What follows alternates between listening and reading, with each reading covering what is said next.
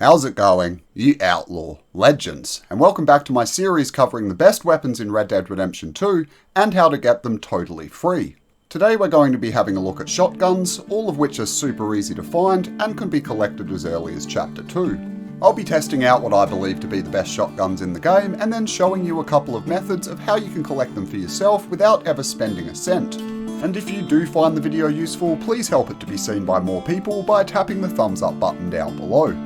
To start with, we'll be kicking off with the pump action shotgun, and while it's never been my first choice, it's definitely still one of the best options currently available in story mode. It might have a slower fire rate than the other shotguns I'll be showing you later in the video, but that's actually what people like about it. Where other shotguns drop their shells in a matter of seconds, the pump action can be used a little more precisely, and in the right hands it's pretty damn lethal. Normally purchasable from any gunsmith for around $148, it's not a bad choice for veterans and new players alike. However, with cash being in short supply in the early game, it's even better if we can go and get it for free instead. The location of the free pump action actually gets used in a side mission available in Chapter 2 and 3, where Arthur accompanies Javier to a homestead up in the mountains, where they lay waste to everyone inside and watch a good chunk of it burn to the ground. Following the attack, the player is given the chance to explore the grounds and take any remaining loot, which happens to include the pump action shotgun. The mission can sometimes be annoying to spawn, but fortunately you don't need it whatsoever. All you have to do is come over to my location at any point throughout the story and I can guide you on where to find it. Once you've arrived, you're just going to want to make your way onto the property and then over to the big main house on the right hand side. When you get in, you'll see it's a pretty straightforward layout, which simply requires you to go into the bedroom on the left and then up the little ladder. At the top is a searchable weapons case, which when you open it, you should find yourself a shiny new shotgun. Well, not shiny exactly, but once you get some gun oil onto it, she'll sparkle like new again.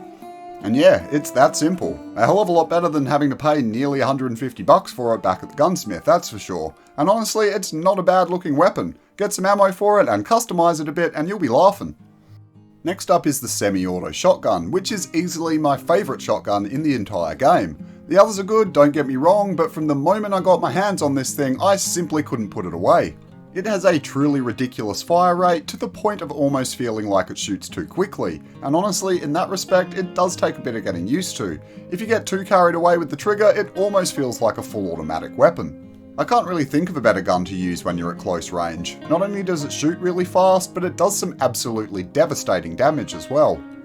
You can buy it from most gunsmiths for $225 after completing a fine night of debauchery in Chapter 4. At that price, it makes it one of the most expensive shotguns in the game. Fortunately though, I can show you a way of getting it both free and early. At any point from Chapter 2 onwards, you just need to make your way over to my location at a little house to the west of the map called Watson's Cabin.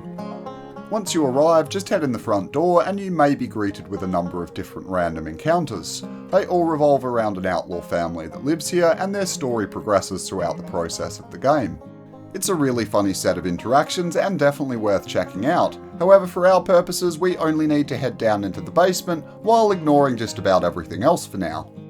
As soon as you get down here, you'll see a weapons case available for you to loot, and inside is of course the semi-auto shotgun in all of its glory. Just like the pump action shotgun that we got before and any other weapon that you find like this, it'll be pretty dirty. But get some gun oil onto that thing and you'll be all good to go. Alright, so the next gun we're looking at is the big bad double barrel shotgun. Originally this was a weapon that I didn't use very much, but after doing more research on it and trying it out thoroughly, I've actually grown to really like it. The main concern is that it only holds 2 shotgun shells at a time, so in big shootouts it can fall behind a little bit with all of the reloading that you have to do. But after experimenting with it a bunch recently, I've actually started to grow quite fond of it. First thing that's worth mentioning, when fully modified, it actually has a higher damage rating than any other shotgun in the game. And on top of that, the stopping power is absolutely insane. The way that you can launch NPCs with just a single shot is all kinds of awesome. You'll sometimes even make horses completely flip over themselves, it's totally nuts. I highly advise you give this gun a fair go in the right setting. I have had so much fun with it recently. You can normally purchase it from all gunsmiths for $95 after completing the mission paying a social call in Chapter 2. However, don't drop that money just yet, I've got a surefire way to get it for nothing. There are a couple ways that you can get it. The first one is during the paying a social call mission that I just mentioned. That's the one where you raid the O'Driscoll camp at 6 Point Cabin, where Kieran saves Arthur from being shot. Inside the cabin, where it goes down, the game encourages you to pick up and then clean a double barrel shotgun that you get to keep. However, I know a lot of you like to do your exploring early and save the missions for later. Don't worry if that's the case, there's another super solid way of getting a hold of one. In order to get one without having to either buy it at the gunsmith or doing the paying a social call mission that we just looked at, you need to come to this shack, located at the very southern point of the main map. Once you're here, just head inside the building and I can direct you on where you need to go. This is another house where a series of random encounters can occur, this time involving a father and his son. They're really interesting and again worth checking out, but we'll keep it short and sweet for the sake of the video. Just come around to the living room and on top of the fireplace will be the weapon that we're looking for. Like I say, it might not be everyone's first choice, but it actually outranks the other shotguns in a number of ways. It's definitely not the best all-rounder though, but Red Dead Redemption 2 has always been about the right tool for the right job, and it definitely has its benefits. It's not like GTA where there's essentially one gun that can sort of carry you through everything, you need a whole arsenal, each gun with a specific task in mind. And when it comes to all-out close-range grunt, the double barrel is in a league of its own. As long as you don't bring it into a really big firefight where enemies can overwhelm you while trying to reload, I think you'll be surprised at just how much fun this thing can be. But yeah, that brings us to a close for today folks. If you did find the video helpful, please do it a big old favour and hit the thumbs up button down below. And if by any chance you are new around here, then do think about subscribing as well. I'm a Rockstar Games exclusive channel, and I cover all things Red Dead Redemption 2. Until we meet again folks, I am Red Nitrate, and I'll catch you on the next one.